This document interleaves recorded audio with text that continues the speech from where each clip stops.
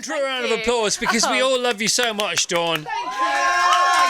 Yeah. What about this? What about this? Oh, what a beautiful dawning! Oh, what a beautiful day. Come on! I got a beautiful feeling. And number 1 is coming our way. Hello, Dawn. Oh my goodness, thank you. This book is great. It's great. Thank you. I love Renee. Yep. So we'll go with Renee or Renee. We're going to go with Renee. I love Flo. I love Lily. Mrs. Mangle. Yeah. I don't like Matt. No, we don't like Matt. That's all right. I'm not sure about Ben. Oh. Yeah, I think I like Ben. Oh. Yeah, is that interesting? I want you to like Ben. You want me to like Ben? Yeah. I love Ben. Yeah, there you go. My favourite. Can't get enough of Ben in the Yeah, book. Ben All right, forever. So listen, everyone. If you haven't read a novel for ages or a book for ages, get this one in your life. The Sunday Times bestseller, Dawn O'Porter. She's gone and done it again. She's dawned it again. Honey Bee. All right, so it happens in Guernsey. It's sort of set 22, 23 years in the past when somebody's in their early 20s. Who might this be based on, Dawn O'Porter? It's a definitely familiar tale. I thought that summer when you finished uni or you finished being a kid officially and then you are just facing adulthood and for the first time ever, no one is giving you a new start in September. All money. And you've just got like this massive kind of abyss of time ahead of you that is adulthood and you're like, well, what do I do? How do I do this? And you know, when you're, as I was at that age, like Renee is in the book, kind of temping or working in a pub or whatever it is you're doing, and you're earning £10 an hour, and suddenly everything that you spend is time spent at that desk. Yeah. And you're like, oh, that makes life really hard. Because when you just need, pub money or drinks money or going out money, then that's all fine, isn't Yeah. it? But when the bills start coming in and you have to pay those off first, it's like seeing you dating some kind of massive corporate deal. Yeah, it all gets very serious. Oh, my and gosh. very scary. Very scary. Yeah, and you're still not really a grown-up and you won't be for another 10 years, but you don't realise that at the time. Exactly. I can't wait for the next book from 10 years ago. Am I supposed to feel like a grown-up now then? Because Well, sometimes I'm like, what is happening? I think when you truly become whatever a grown-up is when you realise there's no such thing as a grown-up. That's a really great thing that you said, because you always think that people older than you have something more sorted than you do. You see just age as this kind of older and wiser and more together. And when you actually become that age, you're like, well, that's not how it feels. I know. John Bishop nailed it with his tour. Do you remember a few years ago, winging it? We're all just winging it. We're all just winging it. That's the thing. All right, so tell us about the two heroes. The Thelma and Louise without the car. Yeah, there's no car. Or the cliffhanger of an end, although there is a massive twist at the end. So these two girls I've written about for years. I wrote the first two books 12 years ago about Renee and Flo, and I always knew that I would bring them back. The question was, what age do I bring them back? So in the first book, they're 15, in the second book, they're 18, and in this book, they're 22, because I think whether you're 22 or you were 22, it was a significant age that we sometimes overlook. Yeah. And so I decided to bring them back here. That's a good point, because it is, isn't it? 22s could be a bit of a nothing age, but of course every age is really important. Yeah, every age is really important, but I just think that post-uni moment is really huge, and especially when you come from a place like Guernsey, because what Guernsey is, which is where I grew up and where the book is set, it's just this warm hug of a place where you're always safe, and leaving it takes guts. And so this kind of moment in my life where I was like, am I going to actually do this? Am I going to actually leave? And what I love about writing Renee and Flo is Renee is so clearly loosely based on me. She is my personality through and through. And what I can do with her is almost write the opposite to what I did and see how that feels. Yeah. And I can also give her the friendship I wish I had, or with her family, which is really complicated. They can say the things that I wish someone had said to me, and I can kind of rebuild myself a bit through writing her. So which you're I working love. through it, aren't you? It's very therapeutic. I heard something the other day with reference to doing self-work, and it was basically there's a very fine line between doing the work and just picking on yourself. Oh, that's a really good point, yeah. And so you're doing the opposite with this, aren't you? Yes. And I haven't, said in an interview the other day, I haven't had much therapy, but I've written through so many of my You've had issues. loads of therapy. You've had all the therapy, haven't you? It's the most amazing thing to do when you can fictionalize yourself a bit, completely. and it's a really when I finish one of these books, especially about these characters, I feel very cleansed afterwards. I really feel like I got something out. Yeah. And I think that's why these particular books about Renee and Flo have been successful, is that I felt all the feels, Yeah. and it feels very kind of authentic and real. And there's big stuff in there. There's big stuff. Yeah, the alcoholism is huge. You know, that speaks to me a lot. You know, and the losing of parents, because they both experienced loss, haven't they? Yeah, so they became friends. They're so different, these two characters, and the reason that they bonded when they were 15 is because Renee's mum had died, and then Flo's dad dies, and so Renee almost makes a beeline, excuse the pun, for Flo, like, you don't know this yet, but we need each other because no one else understands what we're going through, and that's how their friendship starts, and it's the thing that keeps bringing them back together when this really unlikely friendship just keeps getting stretched. The thing that brings them back together is this mutual understanding of trauma and grief. That makes the book sound very sad. It's also not sad, but It's hilarious. But it is. It's absolutely hilarious. Thank you, Chris. And sad. Yeah, it is sad. Yeah, Because So- it's got a heart. Oh, good. Yeah, no, I'm glad that comes through because, they need each other, these two girls, and it's really important that they don't lose each other. And so the whole story of their friendship is just trying to stay together. Yeah, and also coming to London, and one thinks it's going to be really exciting, the other one's been there, it's not exciting at all. And it's like, and it's almost like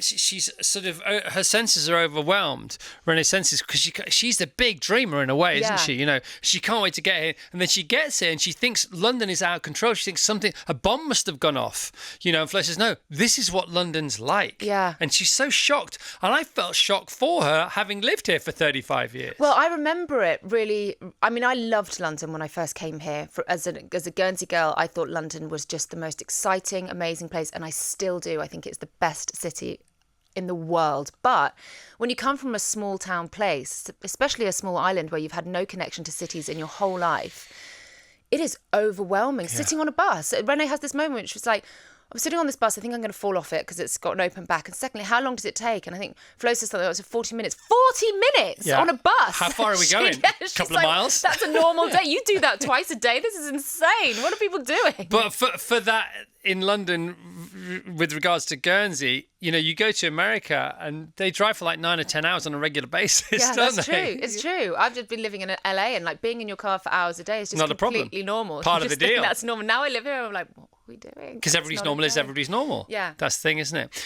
It's funny because they are confronted by their early 20s.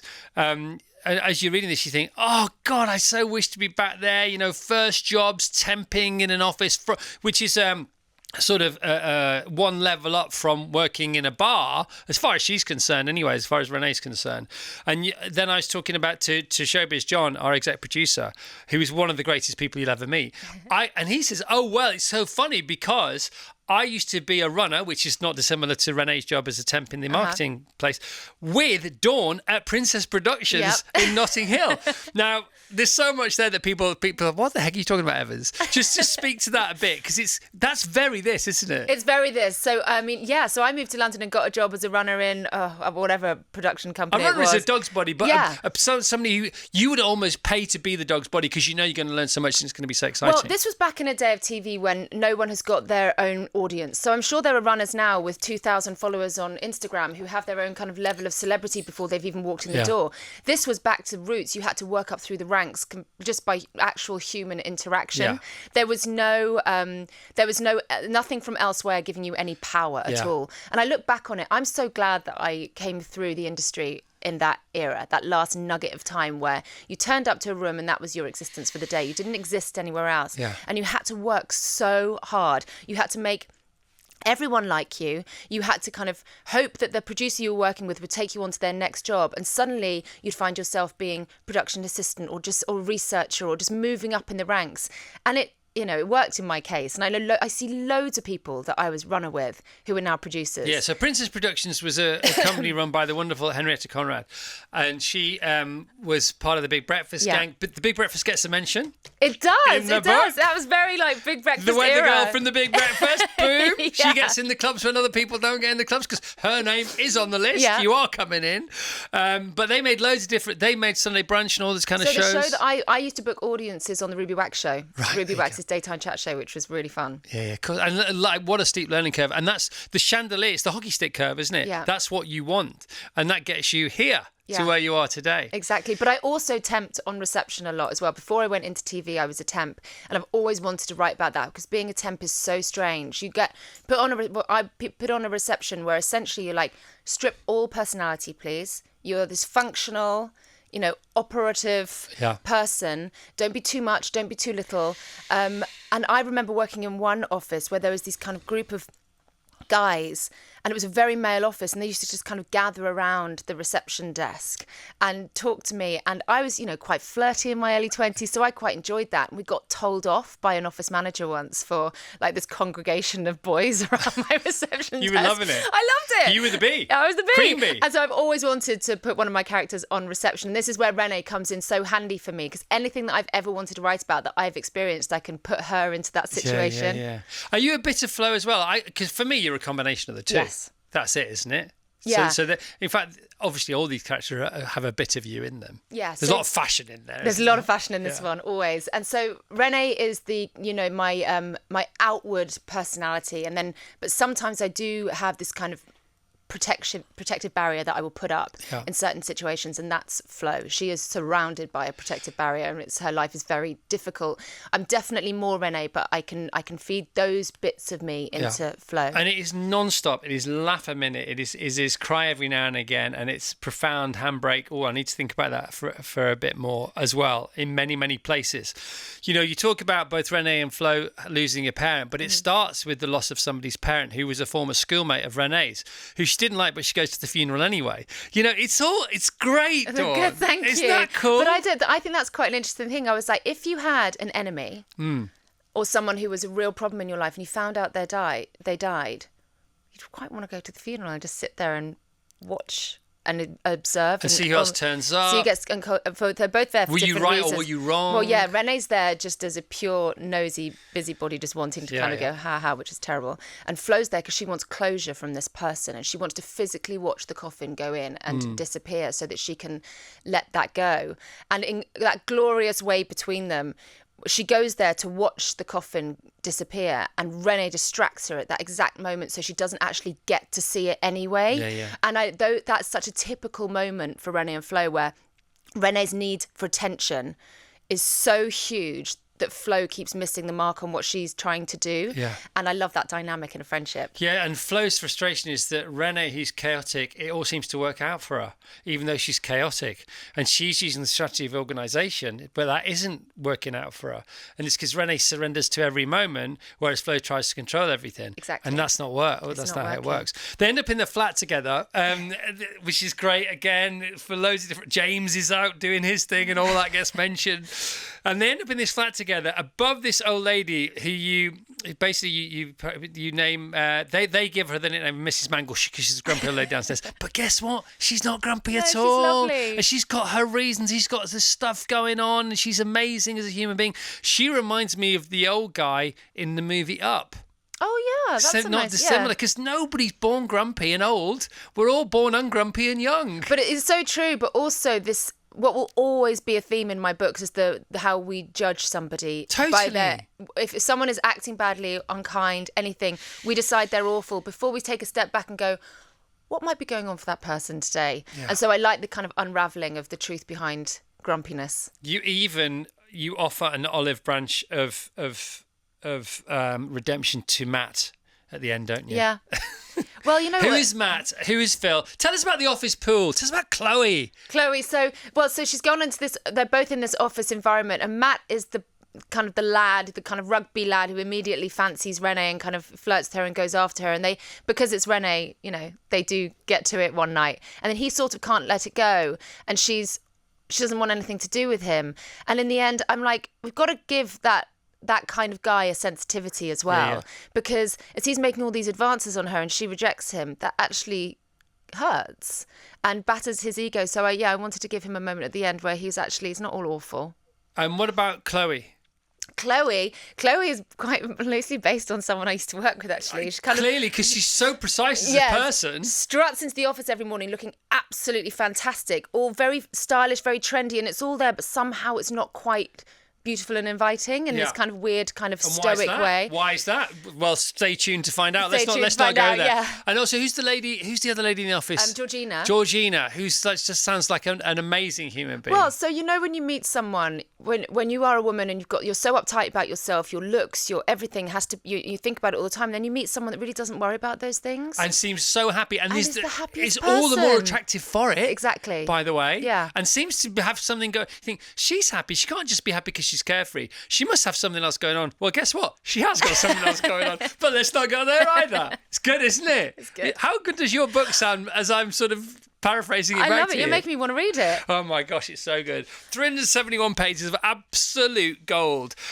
How does it happen? How does the magic happen, Dorno Porter? Oh, well, that's a lovely question. I've got really good at treating writing as a 9 to 5. I go and do it, and I've got my own room now. I've got my own office, which has changed my life. Miss Virginia Woolf. And on the wall next to my desk is a room of one's own. Of course, it has to be. Because I love it so much. It's taken a long time for me to get my room of my own, and I go there every day. And half of the room is all my entire vintage clothing collection. Good for you. And then half of it is like writing desk and all of that. And I do about 8 outfit changes a day. Right. And I've got my stuffed cat in there. My tortoise will live in there with me for the winter, and it's just happy days. You do That's 8 how you get the job done. outfit change a day just because. Just because it's there.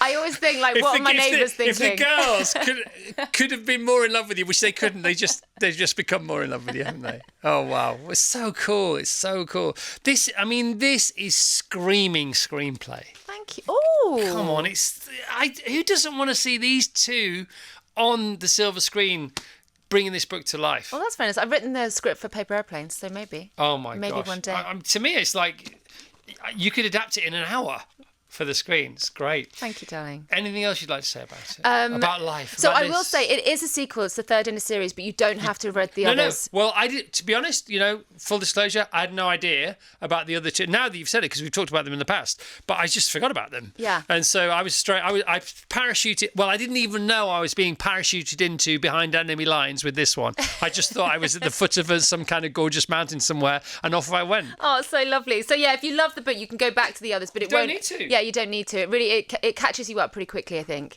Look how many corners you've turned down. I love that. I know. Well, I never make notes about novels, but I couldn't help it. I mean, I can't remember why I made them, but I'm sure I thought it was important at the time. It's bits and bobs about things that sort of chime with me. What's this? I could actually read this bit out. There was a time Flo and I knew everything about each other, but she's been off living in London, being so grown up. I'm a bit intimidated by it. She's got this new self-assurance. I like it, I think, but it's weird. We walk into the Ship and Crown, order 2 Bloody Marys and sit down at what used to be our table. It hasn't changed at all, I say, as we both look around. Yeah. And then they said, do you remember the big guy who used to sit in the corner? And they went, what, that corner over there? And they turned around, he's still there. The guy's still there. And he comes back at the end of the book. I know. I try to make sure everyone gets a chance. But I remember that when coming from Guernsey, when everyone went off to university, they came back slightly different people. Like the kind of timid people had, got boyfriends and started drinking and were kind of wild. And some people came back, having dropped out. But everyone had these weird experiences completely on their own. And we all come back and we're like, who are you now? You're a completely different person. There's this bit here. I told you yesterday that Noah's got COVID, didn't I? And so he was sitting in one corner of the room doing his schoolwork online, and I was reading this book. Now, he's not 20 odd, but he is still at home, and he's hurtling towards 16, O-levels, A-levels, university, having to earn his own money. He does earn his own money now, actually, and he puts it away. But here, the sobriety of this thought. Now, in your early 20s, the difference is, if you're not good enough, you get paid nothing. Or even maybe if you lose your job, then you've got no choice but to find another one, because if you don't, you can't afford your home, your car, your food. This is not what money used to be for. Being a grown-up means you have to stay good at things. You can't just be rubbish for a bit, because if you drop the ball, then it will all fall apart and you'll lose everything and maybe even die. Oh, really? And it's like, what? It's so true. Yeah, it's true. And it's really, really scary at that age. Because you didn't know that before. Somehow something always came along to save the day before you get to 22. Yeah, and then bizarrely, because you have that trauma so early on in your life, as you get older and you have sorted the essentials out, that sort of inherent sort of panic, that scarring stays with you, and that's when you go on that sort of insatiable chase for more and more and more, because the panic is still with you, and then you can take your foot off the gas and you can relax, and you do sometimes fall into the trap of having enough but thinking this is not how it's supposed to feel, so you then get a bigger house with a bigger mortgage, so you get back into that sort of carrot and stick mentality, because it's where you think you're supposed to be, but it's not where you're supposed to be. It's just where you found yourself one day and you've been tricked into feeling like it should be that forever. Becky says, I cannot wait to get my hands on this book pre-ordered because I love all Dawn's books. She's amazing. Have a great day, guys. Oh, thanks. Here's the news. She's getting better. And she was pretty good to start with.